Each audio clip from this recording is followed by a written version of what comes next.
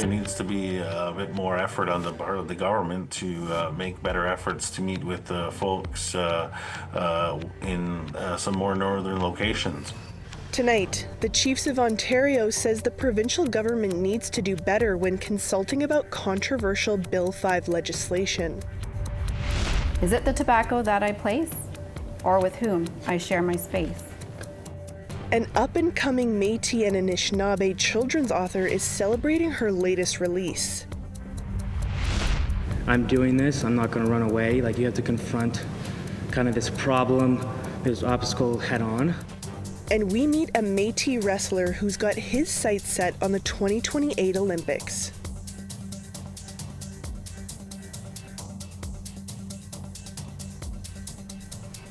Good evening, I'm Savannah Kelly. Welcome to APTN National News. A new report released this week is highlighting the intersection between the disappearance of Indigenous women and human trafficking in Canada. According to the report by Thomson Reuters news agency, Winnipeg, Edmonton, and the Prince Albert Regina Saskatoon Triangle had the highest numbers of MMIWG cases. The report says Indigenous women can swiftly go from missing to appearing in sex ads, with Edmonton and Ottawa showing significant connections to the sex ad ecosystem. The report also states that Manitoba and Saskatchewan may be feeding victims to the flourishing Alberta oil and mining industries. The research used geospatial analysis to uncover trends of disappearances and sex ads featuring Indigenous women and girls across Canada to examine connections. In a statement, the Assembly of Manitoba Chiefs said the information is a painful confirmation of what families, survivors, and nations have been telling governments for decades. The AMC also called out the proximity of man camps to First Nations. The AMC says major projects continue to get the green light without enforceable safety guarantees or protections for our people, adding, quote, "That's what colonialism looks like in 2025. Saskatchewan RCMP has released its annual crime statistics ahead of the national report from Statistics Canada expected later this year. One concerning trend is the high rate of intimate partner violence. APTN's Rachel May has more on that story.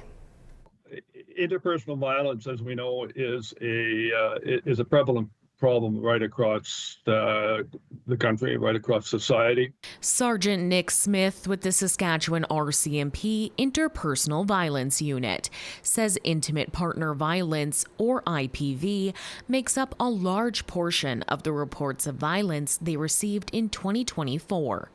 Smith says in Saskatchewan, over a quarter of all violent crimes are related to intimate partner violence, with offenses like criminal harassment, stalking, threatening phone calls, and marital violence making up many of those reports.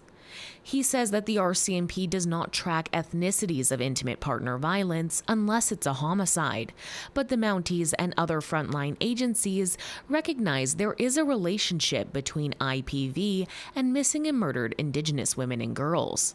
We do know that through our other justice partners, reporting of intimate partner violence, that Indigenous women and girls are typically overrepresented. Our stats report on the number of victims of interpersonal violence across RCMP jurisdiction, which makes up a significant portion of the province. Often we see higher rates of intimate partner violence or in northern and remote communities, and this area would, of course, include many Indigenous communities and First Nations. In reports from Statistics Canada between 2009 and 2021, homicide rates against First Nations, Métis, and Inuit women and girls were 6 times higher than for non-Indigenous women and girls. Statistics Canada is set to release a national crime report later this year. Rachel May, APTN National News, Saskatoon. The head of the Chiefs of Ontario says Ontario's Ford government needs to do a better job when doing consultation meetings over the province's controversial Bill 5 legislation. Bill 5 has sparked a number of First Nations protests in the province, including when it was passed at the Ontario legislature this spring. A letter sent out by the province stated it will host a number of meetings with First Nations on the legislation this summer, including 2 stops in Toronto and 1 in each of London, Sudbury, and Thunder Bay. But Assembly of First Nations Regional Chief for Ontario, Abram Benedict, says none of the meetings are in the North's Ring of Fire, the area the government intends to use the legislation in order to fast-track the mining of critical minerals. A number of them are very northern communities, and a number of them are north of Thunder Bay, and so, it's not cheap for community leadership and technicians when we talk about regulation development to travel into Thunder Bay, and so there needs to be a bit more effort on the part of the government to make better efforts to meet with the folks in some more northern locations. A fire raging near Lytton, British Columbia is currently classified as out of control. Numerous motorists have been posting videos of the fire on social media. The blaze is believed to be human-caused and is currently 1.5 kilometers wide and 10 kilometers from the town of Lytton. Fire officials are saying the next 72 hours are going to be a challenge because temperatures in the area are expected to soar into the high 30s.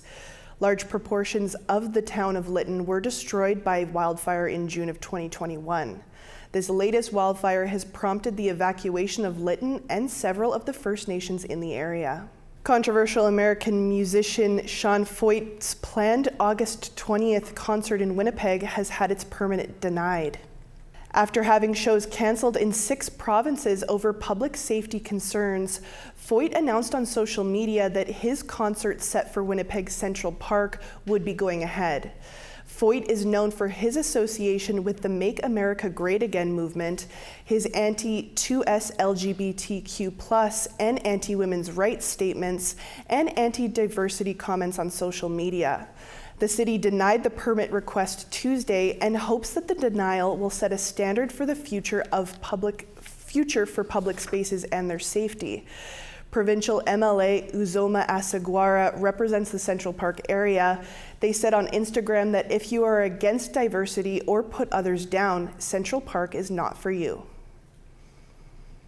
An artist from Batchewana First Nation is using his art to help people change their lives for the better. We'll bring you that story after the break. Plus, how a Métis Anishinaabe writer's children's books encourage youth to embrace their identity. We use that book a lot with junior intermediate grades at the beginning of the year when we talk about identity and getting to know our kids and building relationships and connections, because there's a lot of kids that can relate to being mixed.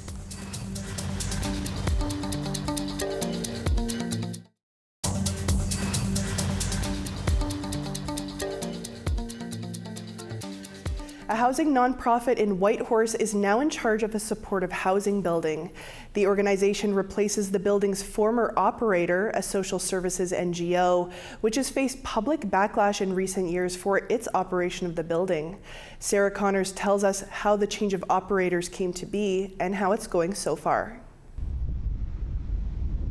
This 16-unit supportive housing building in downtown Whitehorse has a new housing model and a new operator. The Yukon government, which owns the building, selected housing nonprofit the Safe at Home Society as its new operator earlier this spring.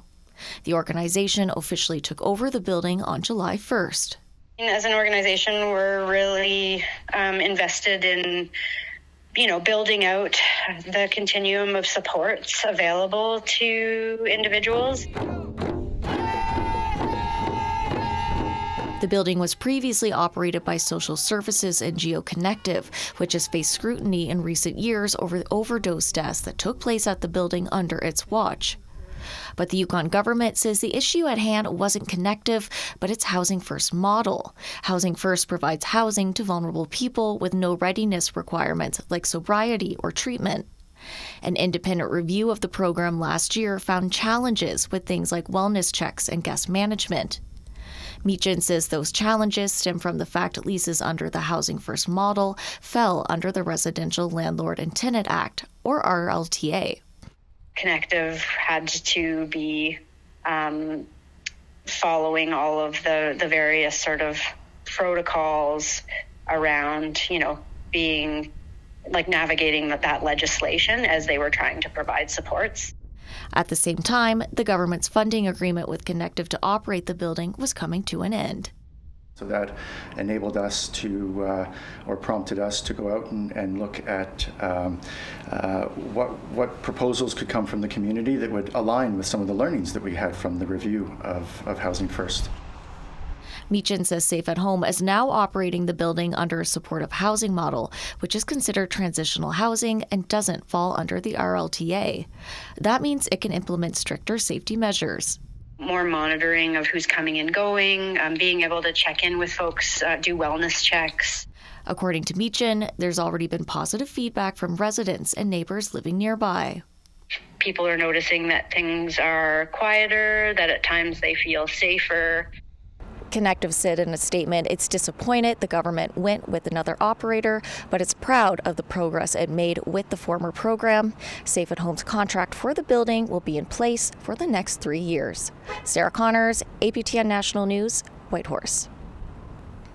An artist from Saskatchewan First Nation is using his art to help people change their lives for the better.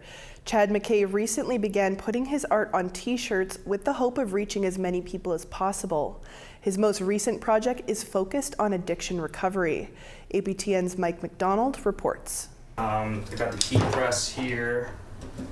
This is my vinyl cutter. Chad McKay works out of this small space on Spring Street in downtown Sault Ste. Marie, referred to as the Art Hub at Spring, which serves as an exhibition space for local artists. McKay says the downtime caused by the COVID-19 pandemic spurred him to get creative. I had an idea during COVID to incorporate my art and put it onto clothing to try and come up with a way of making a little bit of income. This way I could do this for the rest of my life and have fun doing something that I love. McKay is working on a complete clothing line featuring his work. He says his inspiration comes from everyday life. Whatever is like kind of speaking to me and whatever it is that I'm going through, I will put out and put into a new piece of art, and then I'll try and find some meaning behind it. This way people can relate to it, right? Seeing a need for awareness about addiction services, McKay came up with an idea to list local services on his t-shirts. Recently, I've been working on this project called Road to Recovery, and the idea behind it is to promote the detox and rehabilitation centers in my local area.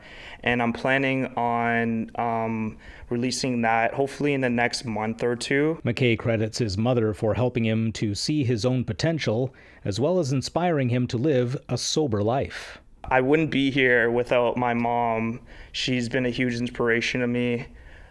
Shelly, she's inspired me to be sober myself. I haven't drank or used drugs in a few months, and I'm just so thankful that I have such a supportive parent to help me on this journey, and I'm really looking forward to just staying sober and being a good role model and influence on my community and hopefully people around the world. McKay's work can be found on his website, thechadclothingbrand.com, as well as on his Instagram and Facebook pages. Mike McDonald, APTN National News, Sault Ste. Marie. A First Nations author of children's books is celebrating her 5th book on the shelves. Her books are becoming increasingly popular, and as the author tells us, they come to light in an unusual way. Here's Annette Francis with that story. Is it the tobacco that I place, or with whom I share my space? Is it the medicines that I burn, or the yoga time that I yearn? Nikki Solomon is Métis and Anishinaabe. Her father later acquired status from his community of Saskatchewan, where she is also now a member. It's one of the inspirations for her children's book, Indigenous. That story is kind of my journey, but I know so many other people can relate to it. And we use that book a lot with junior intermediate grades at the beginning of the year when we talk about identity and getting to know our kids and building relationships and connections, because there's a lot of kids that can relate to being mixed. Solomon's writing career began during COVID in an unconventional sort of way with her first book, Bubbly Beth, about a girl who loves bubbles. The idea came on a sleepless night. But toss and turn, could not get back to sleep, so I thought I better just write it down. So I wrote it down, and then in the morning my husband said, you know, you didn't sleep last night. Why not? And I said, well, I think I wrote a story. And he said, oh, why? I said, I don't know why. But he said, well, let me hear it. And I said, okay, because I had just intended on writing it and putting it away and not looking at it again, probably. So I read it to him and read it to the kids, and he said, you know, I think that's good. I think you could be an author. Solomon says she likes to think her grandmother played a part in it. My grandmother had passed away, and I couldn't go to her funeral because it was COVID. And I like to think that she helped me write this book.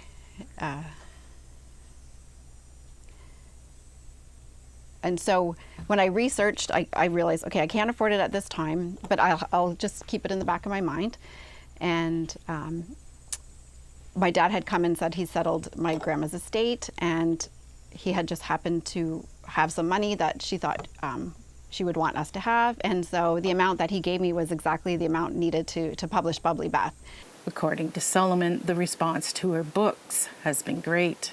When I came to Durham, and we had all these self-identified students that were sitting there, and a lot of them just new to this identity, and if they didn't go to a powwow and they didn't know about the medicine wheel, they didn't see themselves as being Indigenous, they didn't see themselves in those books.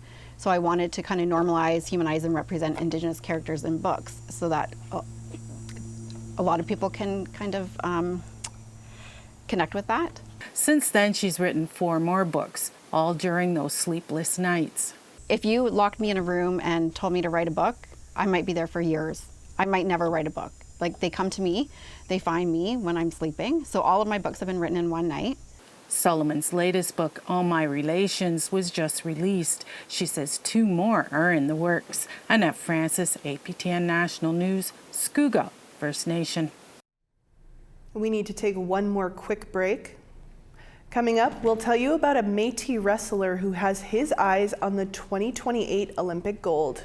I remember before I moved out here, I never thought or if I did win a national championship, that'd be the coolest thing ever. I've won 6 of them now.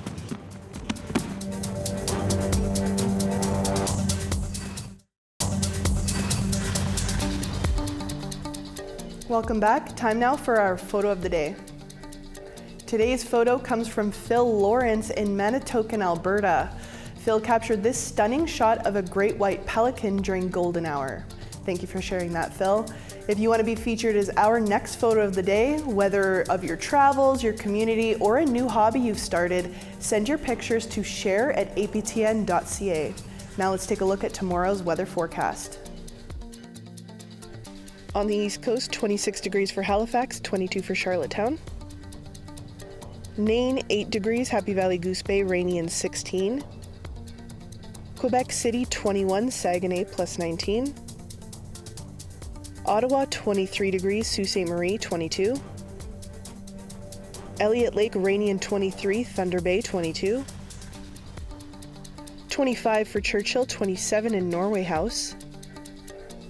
Winnipeg, 26 degrees, Barons River, 25.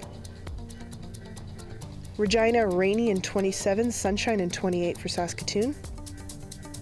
30 degrees in Stony Rapids, La Ronge, 30 degrees.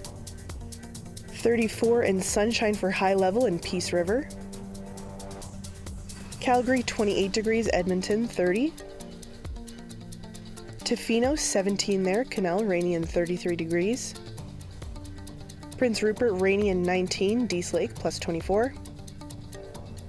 Watson Lake, rainy and 27, Rock River, 9. 29 degrees for Fort Simpson, Yellowknife, 28. Colville Lake, rainy and 14, Sax Harbor, plus 4. Baker Lake, plus 22 there, Nauyat, 15 degrees. Iqaluit, rainy and 12 degrees there, Iqaluit, sunshine and 12.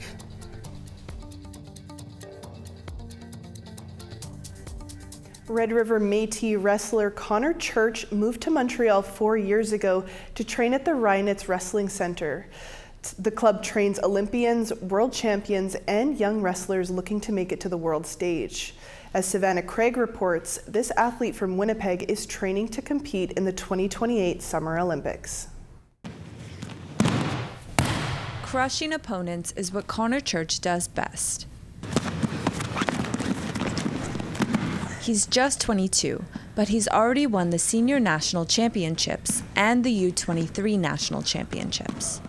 This summer, he was inducted into the North American Indigenous Athletic Hall of Fame, and in 2023 received the Tom Longboat Award, which celebrates Indigenous athletes for their contributions to sports in Canada.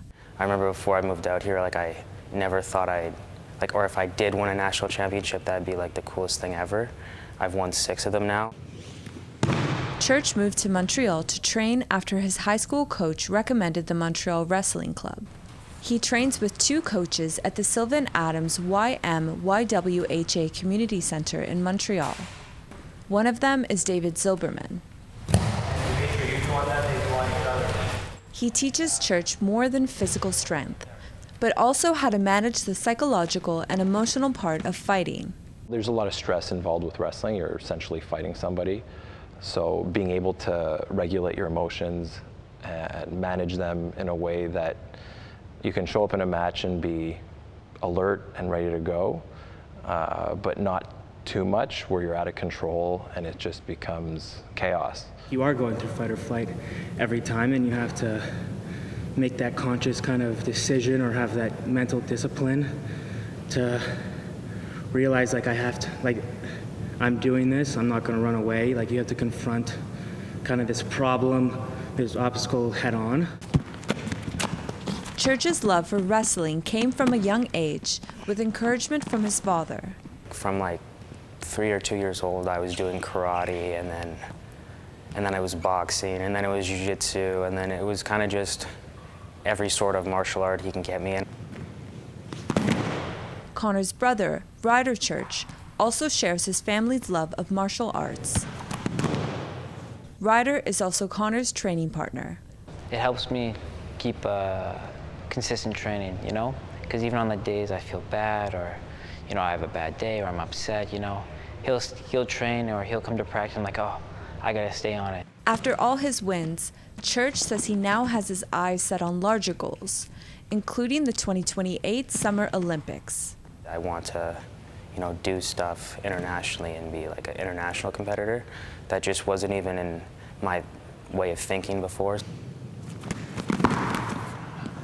Savannah Craig, APTN National News, Montreal. And that's all the time we have for your Wednesday news. I'm Savannah Kelly. Marcy Miigwech, thank you for joining us. I'll be back here tomorrow with your first look at the news. Take care and have a great night.